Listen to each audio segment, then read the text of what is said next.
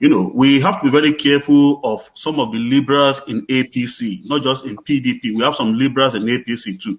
Arawani, Akeredolu. The guy is pretending. The guy is pro-Igbo. He's pro-one Nigeria. He's not pro-Yoruba. He does not support a return to regional government. As a matter of fact, he's working with the Igbo to make sure that Tinubu will not get the presidential ticket of APC in 2022 convention. So, we have to make sure that we remove that guy. That guy's wife is Igbo. She is taking the position of a full-blooded Yoruba citizen. So, an Igbo woman is not supposed to be in that position.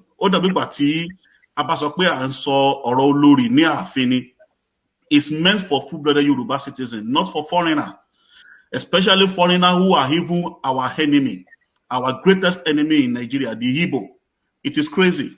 So it's very, very dangerous to continue to be electing people like Akeredolu, like Seyi Makinde into government in Yoruba land. If we are knowledgeable, we should have learned lessons from Obasanjo. People want you to speak Yoruba. They want you to speak Yoruba. Okay. Oyeka to learn lesson from Obasanjo, what Nkan Obasanjo ti ṣe fún Yoruba in time past. In 1979, Nkan Obasanjo ṣe fún Yoruba ò lóǹkà, but let me just into India. Ṣé mo pé Obasanjo 1970 lẹ́yìn ìgbà tí ọ̀gá ẹ̀ ti gba Apapa Wharf àti Tinker Port lọ́wọ́ Yorùbá tán. Obasanjo himself níbi tó ya olórí burúkú dé ọmọ àlè.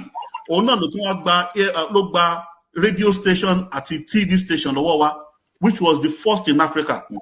Omoboshile create TV station àti radio station fún Igbo àti Hausa Fulani. So ó ní láti wá still títí wa lọ́wọ́ wa.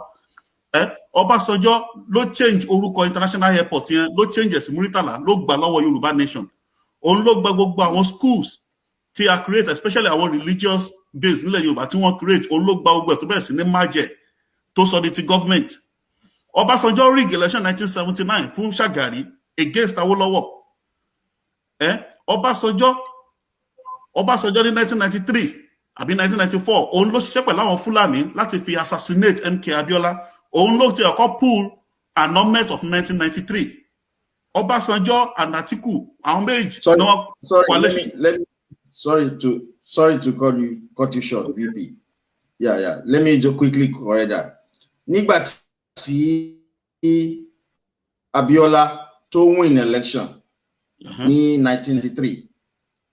Táwọn Igbo àti Fulani tí wọ́n cancel election yẹn wọ́n pè ní annulment tí wọ́n wá arrest Abiola tán tì mọ́lé. Now nígbà tó di 1998 àwọn Fulani wọ́n lọ bá Ọbásanjọ́ ní prison. Wọ́n ní pé Abacha ti kú o. Wípé Abiola ò gbà kò give up lórí mandate ẹ̀. Wípé àwọn ò dẹ̀ fẹ́ kábíọ́lá jẹ president because ó máa gbẹ̀san. Ṣé mo ẹni tó ti pàyàwó ẹ̀ tó ti bà gbogbo businesses ẹ̀ jẹ́ tó tún ti tì mọ́lé for almost 5 years. Tó bá wá jáde tó bá fún ní presidential power yẹn padà. Àwọn Fúlàní ní pé ó máa gbẹ̀san lórí àwọn. Wípé nǹkan táwọn máa ṣe ni pé àwọn ti bá England sọ, àwọn dẹ̀ ti bá Democrat l'Amẹ́ríkà sọ pé àwọn máa gbẹ̀mí Abiola ni. Wípé táwọn bá dẹ̀ ti pa Abiola, àwọn á fi Ọbásanjọ́ jẹ president. Ọbásanjọ́ agree pẹ̀lú wọn wípé kí wọ́n lọ pa Abiola. Ó agree in principle pé kí wọ́n lọ pa Abiola. Olórí burúkú ni máa nìyẹn. Òun náà ló ń ṣe gbogbo ìjà òṣìṣẹ́ rẹ̀ bí wá pé Sunday Igboho ń jà nísìnyí báyìí. Ọbásanjọ́ ló wà ní ẹ̀. Ẹ jẹ́ kí VP continue. Ẹ ṣé gan. So our atrocities Ọbásanjọ́ nìyẹn wà rẹ̀ nìyẹn o. Òun àti Atiku wọ́n come together, they form coalition to assassinate Chief Bola Ige ní 2001. So gbogbo àwọn kan tó dẹ̀ ń ṣẹlẹ̀ sí wáyé tí Ìgbòho ń ṣe lọ́wọ́lọ́wọ́ yìí is still the play script of Ọbásanjọ́. Ọbásanjọ́ ló orchestrate gbogbo kìíní yẹn sílẹ̀. Kò fẹ́ kí Yorùbá, kò fẹ́ kẹ́ gba òmìnira, kò fẹ́ kẹ́ bọ́ lóko ẹrú, because ó mọ̀ pé lára àwọn alternative tí lọ́wọ́ wa fi lásìlẹ̀ àwọn APC Yorùbá wọ́n ń listen sí wa and they are following these things. They are actually doing these things.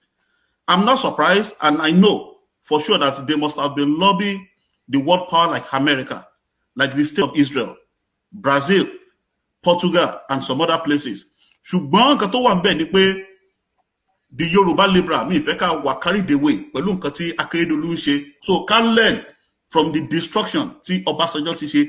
Hatred tó bá pa àwọn liberal yẹn gbọ́n ni, tó bá pọ̀ ni wọ́n pé ni. Gbogbo hatred tí wọ́n ní sí Tinubu ọ̀dọ̀ Ọbásanjọ́ ló yẹ kán ní sí. Tinubu has never worked against the interest of the Yoruba nation. He has never been president. He has never assassinated anybody. The way Bawon Yibo at Hausa Fulani assassinate leader Ato, nobody has done anything in retaliation to those two people. So now, look at what Igboho is doing now as he's playing the script of Obasanjo. I'm very sorry. Go Igboho and be greeting him and be commending him for all this nonsense. Illiterate in Igboho. Because to get freedom, to get your home country, venture into war like that. In Qatar, for many years ago, even before everything has been, look, without playing politics. Politics is very, very important. And we understand ideology. Society, let's come together. Nobody is coming together. Ideologies, people of like minds, Loman come together. Let's change course of history. Let's change our wrong. Look at America. We have whites in Democrat, we have white in Republican. Throughout these 4 years of President Trump government, you can never see him saying that the whites should come together. No, he has his own ideology. The whites in Democrats, they have their own ideology. They are using their ideology with their like minds to make this country great. Nile Yoruba, Yoruba come together. Any problem, Tani.